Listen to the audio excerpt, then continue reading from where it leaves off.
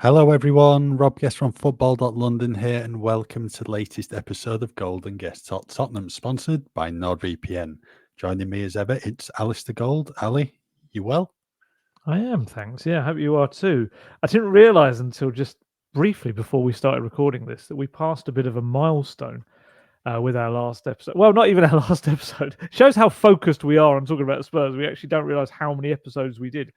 I think we're up to 153 episodes of this podcast. So we passed the 150 kind of landmark a couple of weeks back and didn't even realise, just motored on through as if it was nothing.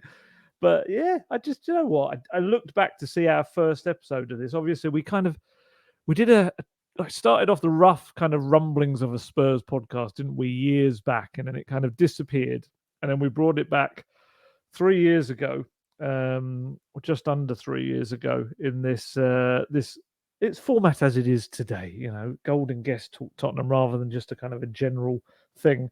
And I was looking back. Our first podcast was on 2nd of August 2021. Why in the world did we launch this in the Nuno era? How did that come about?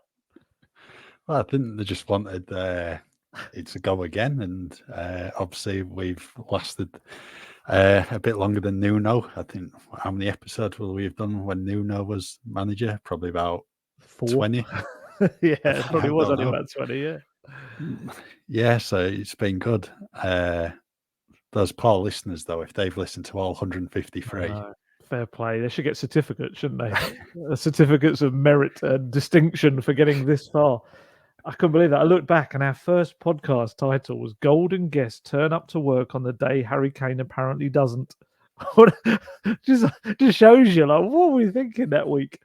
And some of the names in the next few podcast titles were like Cristiano Ronaldo and the Vlahovic and Lautaro Martinez. Tanguy Ndombele was in the second podcast title. I think that pretty much is a given, really, that he was going to be there early on. I can't believe. Do you know what? It shows what a bad memory I've got. I didn't remember that we kind of started off in prime Nuno territory, just as he was going to make us proud. But yeah, I think it's 154 if you include the original trailer. But no, thank you so much for everyone that continues to, for some reason, listen to us rambling on about Tottenham Hotspur. We enjoy doing it. We try and do at least one a week when Guesty's not away on holiday, and two a week if we can. And yeah, we've been very fortunate that we seem to have picked up a lot of listeners along the way, as our people in the company keep telling us, which is lovely to hear. And I didn't even see that. We kind of, once in a blue moon, we'll realize that we have ratings and reviews and things like that, which are always fun to read. And thankfully, we're very well rated, which I didn't realize till I looked on Spotify. But yeah, aside from all of that, thank you so much, everyone, for kind of sticking with us for this long. We didn't realize we'd kind of passed this landmark. If we had, we might have actually done some kind of special show. But maybe that points towards how focused we just are on giving you whatever we can about Tottenham Hotspur that we didn't even notice we'd passed our own landmark. Yeah, we'll get on with today's show anyway. 154th then? I Not don't know, do you including the include the trailer? trailer? I think maybe 150. Oh, no, I suppose, yeah, this is 154. Sorry, you're quite right. Yeah, it would be 155 with the trailer, yeah. Yeah. So Tottenham back at Hotspur Way ahead of the new season. Training commenced on Saturday. As ever, the first day of training, it's mainly just physical and medical tests. I think the players absolutely desperate to begin work with the ball. As they're on the video footage, you could see a couple of them, kicking the ball about in the gym. But they were back outside on Sunday, so not everyone's there at the moment. There's still Christian Romero, Giovanni Lo Celso, Rodrigo Bentancur there at the Copa America. Interestingly, they could all come up against each other in the final on Sunday, as Argentina and Uruguay, different sides of the draw. Then you got the players involved at the Euros. Mickey van der Ven, he's still there. Holland playing England on Wednesday night. Then there's Dragusin, Vicario, Højbjerg, who will be away on their summer breaks and returning at a later date. But I think the players, fans wanted to keep an eye on in the first training sessions in terms of the photos and video footage that has been released. Archie Gray and Lucas Bergvall. Yes, yes, and we saw the little kind of clip that they showed of Ange meeting Lucas Bergvall in the car park. I'm guessing that they just rocked up at the same time. He didn't like make a little special trip. Otherwise, Lucas Bergvall is going to be very quickly tagged as the teacher's pet, isn't he? Like, ooh, Ange friend kind of thing. He's actually going out there to see him as he arrives. He may well have done the same for Archie Gray. I don't know. Maybe he did the same for every single player, but.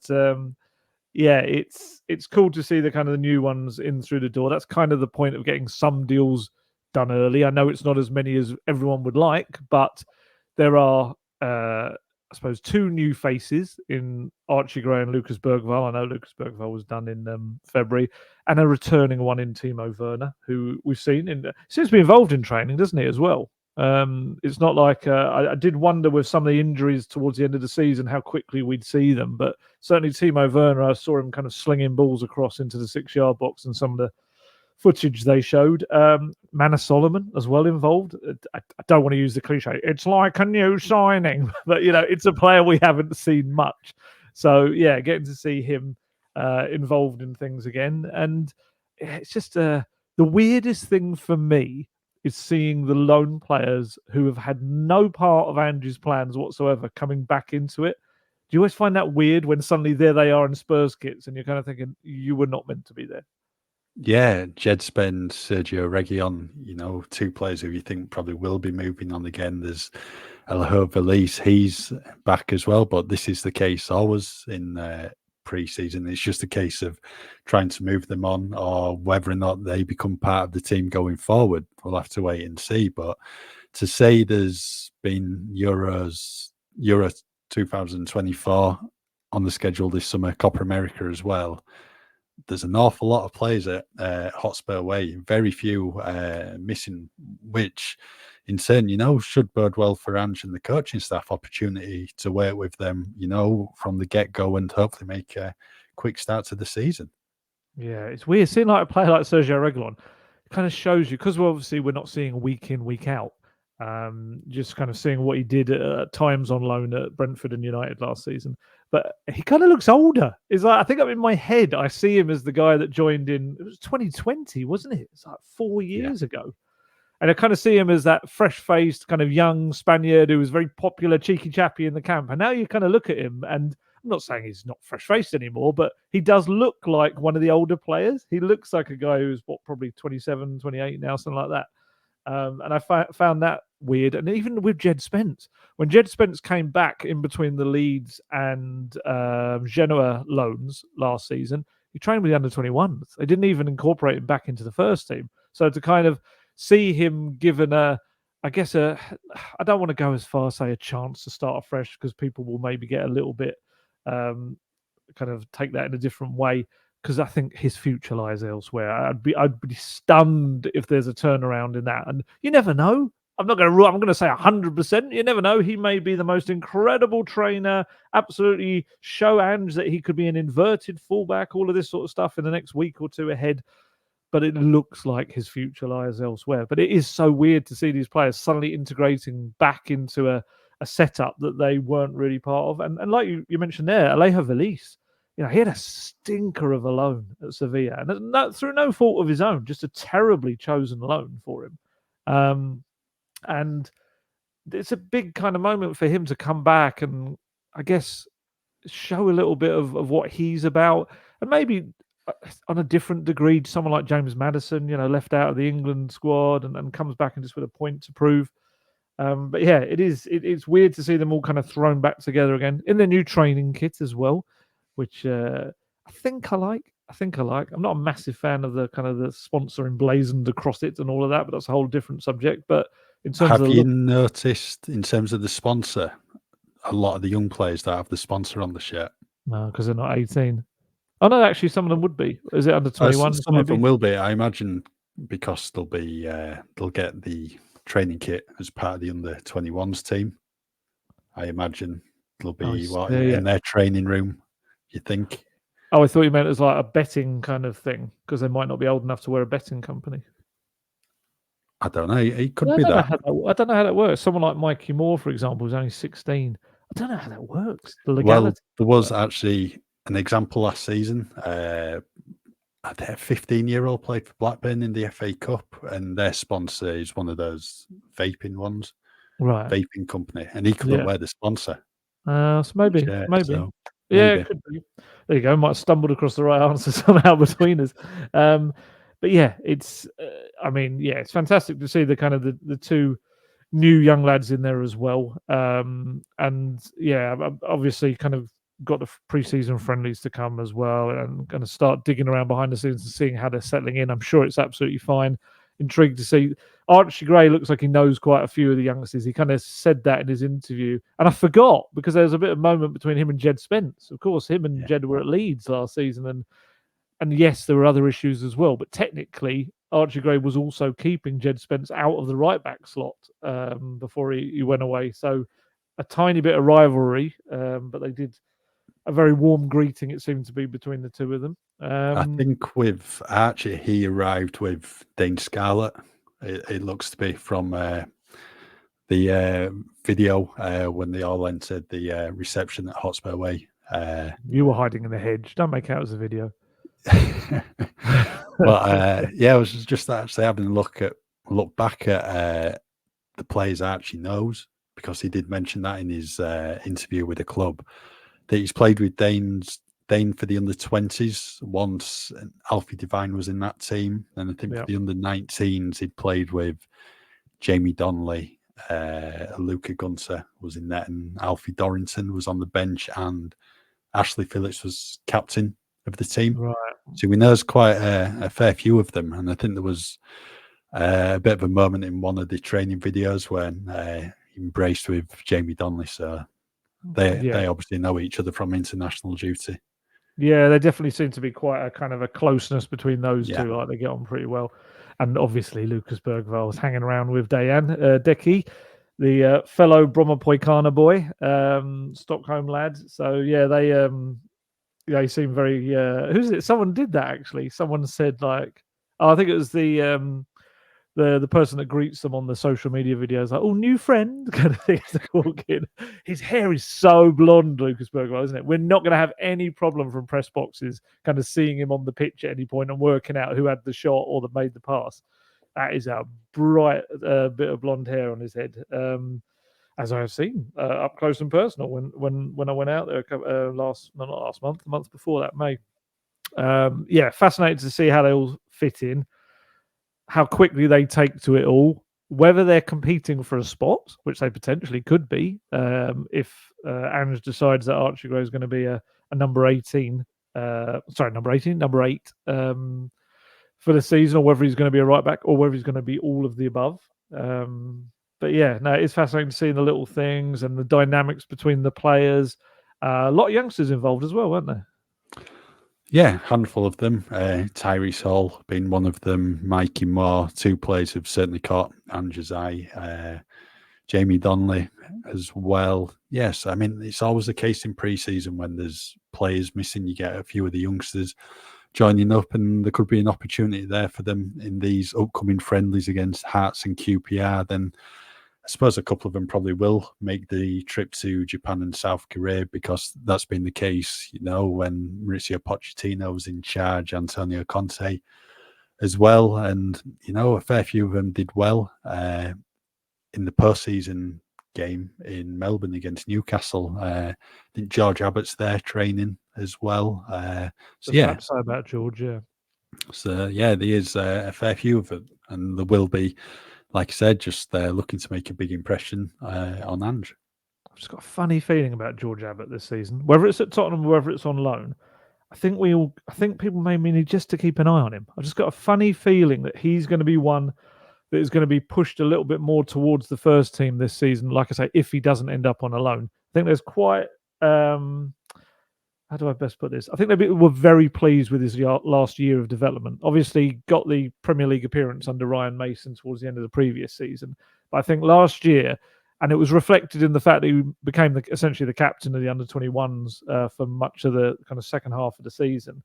And just, they're very pleased with his ability to play in various positions, mainly a midfielder, but he played at right back. He actually played at centre back a couple of times as well, which might come in handy, as we'll discuss on this pre-season. So yeah, it might be one to keep. But we're kind of so fixated on maybe the younger, more attacking players, the likes of Mikey Moore, Tyrese Hall in the midfield as well, that maybe George Abbott could actually end up getting some Europa League game time, just because I think he's going to be a little bit of a fixture in this pre-season, certainly to begin with. And then if he gets on the tour, like I say, as cover for those defensive positions, he could make his case for Postecoglou quite well. I'm trying to think who else. Luca Gunter, of course, we mentioned him. Dane Scarlett, do you think he's bulked up a bit? Looks a little bit kind of stronger around the shoulders, all that sort of stuff. Yeah, well, I think that was the case last season as well. He certainly bulked up. You can see that. I mean, that was evident in the Burnley game when he came on and had an impact in the final third in the last 15 minutes when Mickey van der Ven scored. It was Burnley, wasn't it? Yeah, it was. Yes, I think so. Yeah, it was. I was just getting confused with the Luton game, but it wasn't. No, pretty sure it was Burnley. But yeah, Dane certainly looks a bit bigger.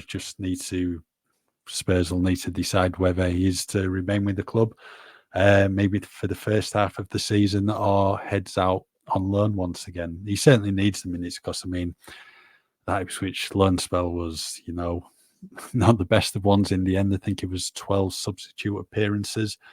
But the thing is, if he probably hung on a couple of weeks longer, they had George Hurst, that he was out injured, a couple of other injuries. So he may have been given more of a shot in those early weeks of January, but it just wasn't to be for him. Yeah, they had such contrasting loan moves, some of the players. Yeah. There were some really successful ones and some absolute, like I said earlier, stinkers of loan moves that were just the wrong fit. This is why I've got to be so careful this summer if some of those are heading off on loan. Little update to the last podcast where we discussed Will Lancashire. I think Will can go out on loan. I think so. From what I understand, I was talking to various people within the club and people outside the club as well. I think, and I'm told it's very complicated, which is why I haven't written an article on it yet, because I know that I'm going to get myself tied up in loads of different rules. But it boils down to, apparently, because he signed after the start of the season, there is something within that allows him to head off for a loan for one of those seasons. I don't know what it is. Don't ask me what to explain that any further. But I was told that from two different people, both who have inner workings of knowledge of all of the rules and everything like that. So apparently Will Lancashire can head off on a short-term loan or two if needed. Although, interestingly, I was also told that because you have to decide on these players whether they become club trained or not. Sometimes you just might get such a good loan opportunity. You think, okay, well, that player's going to be. And I was told, again, this was from one source. I haven't had this second source yet. Maybe the two of us have to kind of chase this up. Apparently, Ashley Phillips is now not going to be club trained because he had that loan at Plymouth, because he arrived earlier before the season started, apparently. So, yeah. That's the choice you have to make, I guess, as a club, isn't it? It's whether you have a player as it's more important to their career to actually get the loan at that point, which you could. We might find, we're all talking about, centre-backs and the like. Ashley Phillips was Young Player of the Year for half a season at Plymouth. He was that good. There's nothing to suggest he might come back into this pre-season. Postecoglou might go, wow, that's been a development and a half.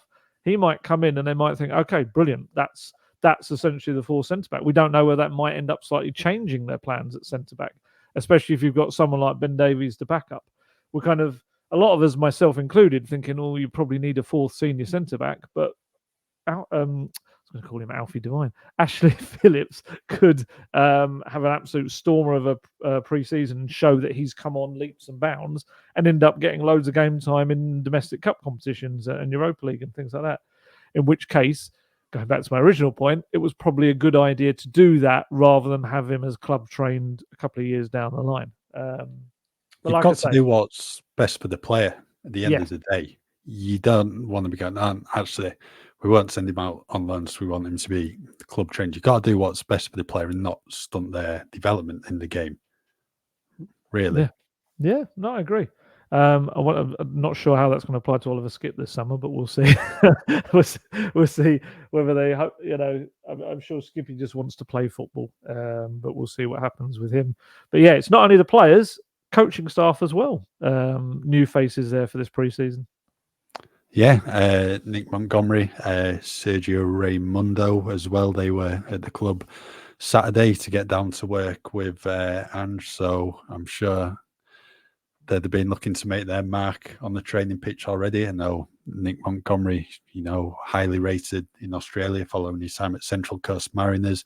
I think White didn't really work for him at Hibs, but him and Raimundo, they are a bit of a team. They've worked together at both clubs, both highly rated in the game. Raimundo's got a lot of experience as well, started off at Benfica. So, two experienced figures to bring into the coaching team. Hopefully that does bode well going forward. Yeah, and as we said before, how does that dynamic work within a coaching setup, bringing in a manager and his assistant right slap bang in the middle of it? I'm intrigued to see. Hopefully, they use it to their advantage. It's two guys that are used to working with each other, know each other's strengths and maybe weaknesses, but we'll say strengths.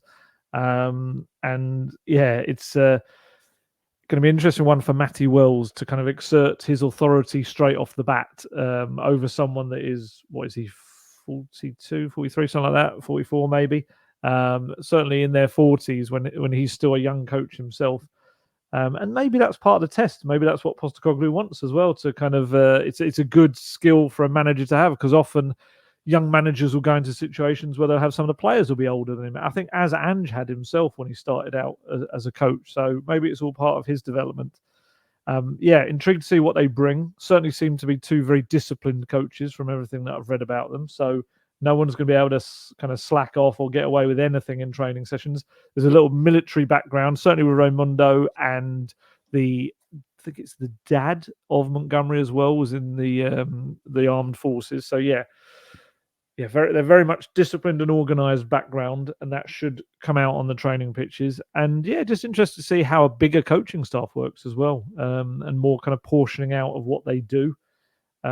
Seen so far Matt Wells in photos, Mili Jedinak in photos. He almost gave Pedro Porro a bit of a kind of a headlock, didn't he? Got him in at one point. I haven't seen the new coaches yet in anything, or I don't think I've seen Ryan Mason stuff, but then it's one of those where that doesn't mean they're not there. It's a bit like Troy Parrott. Like Troy Parrott hasn't popped up in anything yet, but from what I understand, he has been in the building, and he certainly was doing some rehab work after a little injury he had on international duty last month. So it may be that we just haven't seen him yet. And again, another one that I think likely to be heading off. AZ Alkmaar seems to be leading the way for him. Just haven't been able to agree a fee as of recording this. But it's very much, I'm sure, the photographer at Spurs, who's a very nice chap. I don't know if we're allowed to name him or not. I don't know how that works. Oh, probably not, just in case it's not something we're supposed to do. But he's a lovely chap. And having seen how he works, he has like thousands of photos from each day. He then has to, go through on his laptop and work out which are the ones he'd want to be shown anyway. And then B, send that to Spurs to kind of tick off what's allowed to be shown and stuff. I certainly remember, this wasn't at Spurs, this was reporting on previous clubs. There were certain, let's say, managers at previous clubs at a high level that did not want to be ever photographed in a training session from a certain side. There were some managers that didn't want to any of themselves or the players to be shown smiling during training sessions, because that showed that they were having a laugh and not being serious about it all. So honestly, you would be stunned at the amount of kind of hurdles and hoops that photographers have to go through just to have a photo make it to see the light of day. Some players that, maybe one day they're training on their own and the club don't want that to be out there. And again, this is general. This is not just Spurs. But it must be a fascinating life, that kind of following around, taking photos, probably seeing a lot of stuff that many people will never know, and taking photos of stuff that maybe, I don't know, I'm sure there's been instances over the years when a player's even gone as far as doing a medical and been set to sign for a club and it never happened. And that photographer's probably taken the official photos that never seen the light of day. I certainly know of one outside Tottenham where that all happened and it didn't see the light of day. I mean, Danjuma probably got to that stage, didn't he, at Everton the first time before Spurs got him? Probably. I think Dan James was one as well. Yeah. At Leeds, I think, before he then went to Man U and then eventually back to Leeds. But yeah, that's happened. In terms of the training photos, did you see the ones Emerson uploaded and how he captioned it on his Instagram page? I It was didn't. "The King is back." The king is back. Well, he is royal, so yeah, it makes sense. Yeah. It makes So sense. He wears yeah, T-shirts saying the boss and stuff like that, doesn't he? He's he got must such a have. brilliant aura about him, though, hasn't he? He just comes across as the nicest guy. This is one of those kind of players who, whether it works out for him at Spurs or whether he ends up at AC Milan this summer, it's very difficult to kind of like dislike him. Not that I know there are some people that probably would want to dislike him, but certainly he just seems such a nice guy.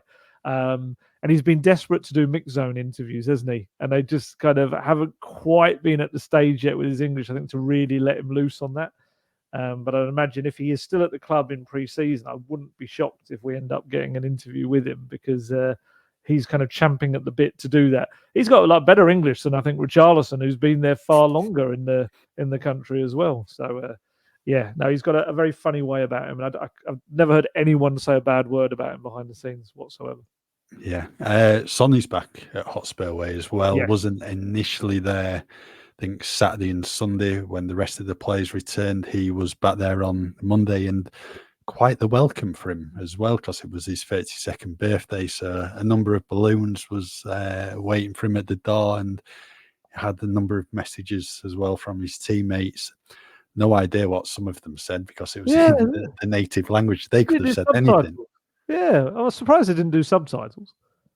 Yeah, but he's back. Yeah, I think he had a couple of days off extra because, I mean, South Korea's last friendly of the summer against China, that was like June the 11th or something around exactly that date.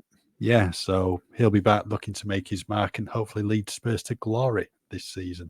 Yeah, well, just thinking about it, YouTube, I think, automatically generates captions. So we might have been able to understand what they're saying if it was on YouTube. Again, talking about Emerson, he did like a speech. He did like a really long speech on Sonny. Yeah, he got those extra couple of days to kind of sync up with the slightly longer international period he had. I watched, there's a video, I did a little article on it, the reception he got in South Korea when he left from Incheon International Airport. How they found out he was going in the first place. Although, to be fair, 2 years ago, I noticed that in South Korea, and I'm sure I'll see it again this summer. The fans over there are incredibly good at finding out where everything is and like where the players' hotel is and stuff like that. I mean, I'm always getting various messages on various social media from fans wherever Spurs are going. So, where are they saying? Where's this happening? South Korean fans just seem to know how they do it. It's incredible detective work. And yeah, there was this really lovely scene where I don't know how, because they didn't entirely turn the camera on, so you couldn't see, as in on them, so you couldn't see how many were. There were so many fans, certainly arms stretched out, handing him birthday cards as he left from Seoul. And someone had made a cake and he blew out the candle and all this sort of stuff.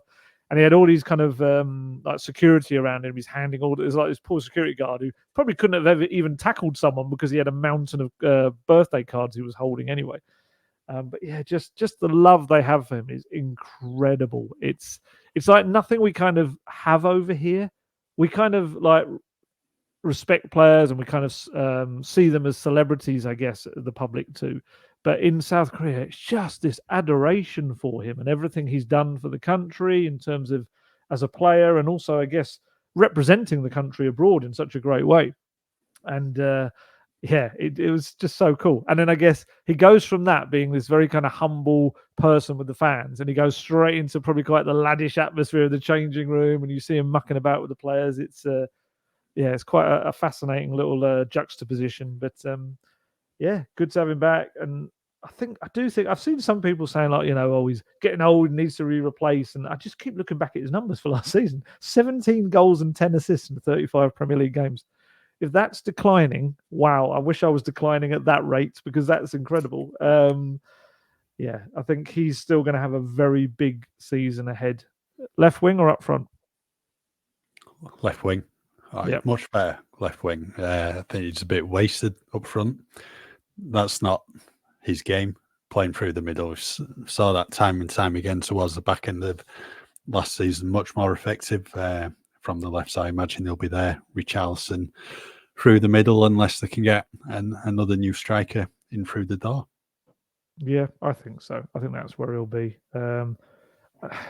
He's that kind of position where even if he ends up losing a little bit of pace over the next, I don't know, 12, 24 months or whatever, I just think he's got so much guile and ability to get past players and cut in on that right foot to shoot as well. Yeah, he'll be absolutely fine. And as the captain as well, carrying on from where he left off last season. Yeah. So you'll be in South Korea soon. So let's see what kind of reception you get at the airport when you step off the plane. I'm sure no one will care in the slightest. I think I get. Oh no, actually, it's Tokyo first, isn't it? I think I'm there in the afternoon when we come there. I would imagine if there's anyone there, it's because they're waiting for the players. I don't know whether they'll get there before or after me. I'll pretend it's for me. If I come out accidentally ahead of the players or something, I'll pretend that I'm getting some kind of ovation. But no, to be fair, 2 years ago, the South Korean fans were very nice. They're very pleasant to me. You know, people that listen to the podcast or know about our work and stuff were very pleasant. So I'm hoping that's the same again, and I don't get like anything thrown at me or anything. But no, it'll be a great time. It's a beautiful country, and it's a very cool city, Seoul as well. And looking forward to seeing Japan, Tokyo. Unlike yourself, I have not been there before, so I'm very much looking forward to that as well. Yeah, whilst you're away, of course, you'll be using NordVPN, won't you? So do you want to let everyone know about the benefits of Nord? I was wondering if that's what you were edging towards. It was very smoothly done. I like that. Yes, of course, I will be using NordVPN, as I always do on the work trips and holidays, to be able to view things from back home and also kind of help me out when I'm using public Wi-Fi and things like that. Because, as I've said before, NordVPN is the fastest VPN in the world, and that means no buffering, no lagging, and you can stream your favorite shows from anywhere in the world without your bandwidth throttling. And of course, there is a newcomer on the scene as well, and that is Saily, which is a brand new eSIM from the creators of NordVPN. And that is just an extra layer of kind of fantasticness that you can add to these things, because it's an eSIM which provides an internet connection wherever you travel. So it saves you money on all those roaming fees that the networks charge you, and it stops you having to use dodgy public Wi-Fi that might be a little bit iffy and people trying to take stuff off of your devices. It just helps you on so many different levels and saves you money. And talking of saves you money, if you go to nordvpn.com/gold guest, not only does that link give you 4 extra months on the 2-year plan as part of the partnership we have with Nord, but you also receive a Saily data voucher for everything I just spoke about. And there's no risk with Nord's 30-day money-back guarantee. So in case you missed that link, which is a better offer even than the previous one we had for last season, the link is in the podcast episode description box. So we're just over a week away from Tottenham's first official pre-season game of the summer. They'll be going to Tynecastle to take on Hearts, but they actually have a behind closed doors friendly on Saturday against Cambridge United. Cambridge League One team. I think Gary Monk's their manager now. That's going to be opportunity for the Spurs players, to get the first minutes under the belt in pre-season. I noticed last weekend, I think Crystal Palace had played Sutton United in the behind closed door game. Did look at the pictures, see if any sighting of Ryan Sessegnon, but couldn't see him. But yeah, good opportunity there for quite a few at Spurs to get those minutes in, up the fitness, and also try and catch Ange Postecoglou's eye. Yeah, you just reminded me I need to check in on what's happening with Sess, actually, and find out, because it'd be wonderful if he gets a contract there. Cambridge United this weekend. I was kind of aware in recent months there was likely to be a behind closed doors friendly on that first weekend. He likes to kind of get them into game scenarios quite early on.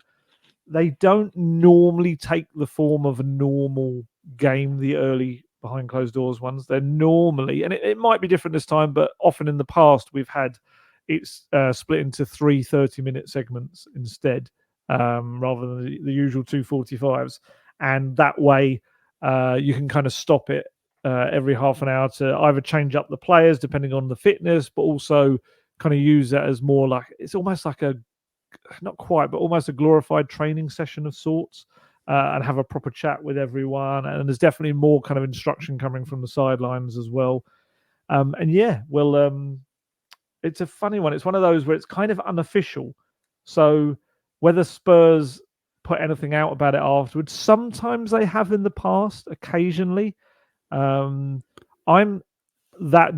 actually at the under-21s. They're playing Enfield Town away that day. It's kind of the first official friendly of the summer, really, if you're looking at the whole club. So I'm there. So I'm only about 5 miles down the road or whatever it is. So I'm hoping I'll hear little bits and pieces from it. But yeah, they've said in the past, though, haven't they? Remember they played Motherwell during the World Cup, 22. Did they actually publish highlights of that one in the end? They might have done. Was that the one they actually showed on Spurs Play or something like that, or whatever the version was back then? It could be. I think they played Peterborough as well at some point. I remember, yeah. But was that different because it was the World Cup type thing?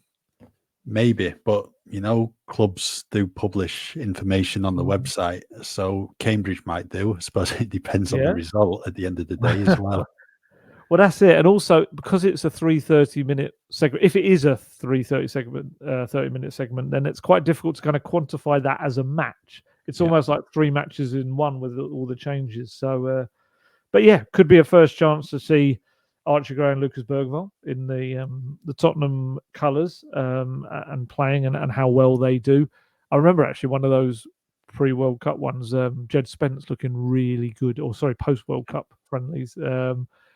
And yeah, whether he's involved in these or not, or whether it's a bit like last summer when, he wasn't really involved in the tour games. It's I think they're a week ahead in their pre-season, Cambridge as well. So fitness-wise, that's probably quite good for the players to be up against that sort of stuff. And whether you see someone like Sonny or not, because it's quite early on and he may still be, a few days behind the rest. But just no injuries would be great. And get working before those official ones start happening. And they're quite quick succession after that as well. You've got Hearts, you've got QPR. Then they fly off on the tour. You've got 3 matches over there. Return to play Bayern twice in a row. Have a double dose of Eric Dyer this summer. I'm hoping he gets put up in the press conference, the Bayern press conference. I've put down to kind of be able to go to that with the logic that maybe it'll be Eric Dyer. Obviously, can't see any chance Harry Kane is going on that tour with his involvement with England at this stage. But certainly Eric Dyer will be there. It'd be interesting. He's done a couple of interviews since leaving, which have obviously been quite open and honest. And now this will be the first time, technically, after his contract will have finished at Tottenham as well. So he could be even more open about stuff. Hoping to get him out there in Seoul. That would be fantastic. But Cambridge United is a good start. It's a good. You can't read too much into it. It's one of those where the scoreline means nothing. It's about minutes in the legs, and this is why it's so difficult to ask Postecoglou after, or any manager after any preseason match, like, what did you take from that game? Because it's like they played, they played football. That's it. You can get a certain idea, especially last summer, that they were taking on aspects of his football. That would be an interesting thing, maybe for us watching on. Whether we see new developments to the system and tweaks to the philosophy, because he's always said the second year is when you can start to add more layers of the tactics because the players have the idea of the system kind of more down pat. So, it'll be interesting to see whether we see little tweaks and changes in that regard, and whether we see, even formation changes within it at all. That will probably come, I'd say, by the tours when you're going to start to see those sort of stuff. Yep. And during these games coming up against Cambridge, Hearts, QPR, there's a lack of centre-backs currently at Spurs because Dragassin's played at the Euros, Romero's away with Argentina, Mickey van der Ben's still at the Euros with Holland, So an opportunity there for Ashley Phillips, and potentially going to see one of Ben Davies or maybe Emerson Royale operating as a centre back again. But I think for Phillips, it's a really good opportunity because the postseason friendly against Newcastle was actually his first Tottenham game, because he'd signed, I think, probably, was it just early August? So he might have been on the bench for the Barcelona friendly in Montjuic at the stadium. I can't actually remember, but he definitely didn't get on. So it is, coming off the back of a really good loan spell with Plymouth. It's an opportunity there for him, because if he can demonstrate that he is such a good defender, because he's highly regarded at Spurs and he was at Blackburn, at Plymouth as well, that he could potentially be that fourth centre back, as you mentioned earlier. Yeah, it could be. Like you say, he was quite bright against Newcastle in that postseason friendly. Remember one really good interception he's made. I think he had certainly one, maybe two games for the under-21s right towards the end of the season. I think this is an important little period for him to essentially be the go-to centre-back alongside, you'd think, Ben Davies. Certainly, if Emerson does head off, but obviously, with the amount of changes you have to do in the preseason friendlies, it's going to get mixed up a little bit. Yeah, I was trying to think who else. I mean, Radu Dragusin maybe could be back for the tour. If you work it out, they normally get 3 weeks of rest after a tournament. That would take him very close to the date they fly off. So either he joins them to fly off, or maybe meets them out there, which can happen as well. It's all got to be agreed, really, between the player and the coaching staff and how much they want to give him. Because obviously he had a brilliant Euros. He was so good. Some really kind of physically tough games as well for Romania. So I think you want to make sure he gets as much rest as possible, really. And also, he's kind of had that weird, like, in a way, extended pre-season with Spurs, having come in January. He kind of knows what it's all about, so he doesn't have to learn too much about the system. But I suppose there is a chance for him with Romero and Van der Ven being away. Yeah, you want to, take that opportunity and impress. And Chelsea returned to pre-season training yesterday. Mikhailo Mudryk was back on the first day. His last game for Ukraine at the Euros was, 12 days earlier. So he's quite clearly sacrificed his full summer break because he wants to impress the manager. Yeah, it could happen. Yeah, we've seen it at Spurs. We've seen them come back very quickly sometimes. That 3-week thing is an option. That's there, of which the player can take in full if they want, but absolutely they don't have to. I think coming back for the tour makes the most sense for him, but whether he comes back a little bit early, we'll see. I was trying to look at others that could maybe step in and help out. I mean, like I said, George Abbott would be a good shout, I think, having played the role a couple of times for the under-21s, mostly at right back or midfield last season. Towards the end, is because Alfie Dorrington, it's such a shame. Alfie Dorrington would definitely be getting game time this summer in pre-season, but unfortunately, because he had those couple of hamstring injuries last year, the surgery for the second one, I don't know whether he's going to be back until maybe August, maybe even pushing September if they're going to be cautious with him.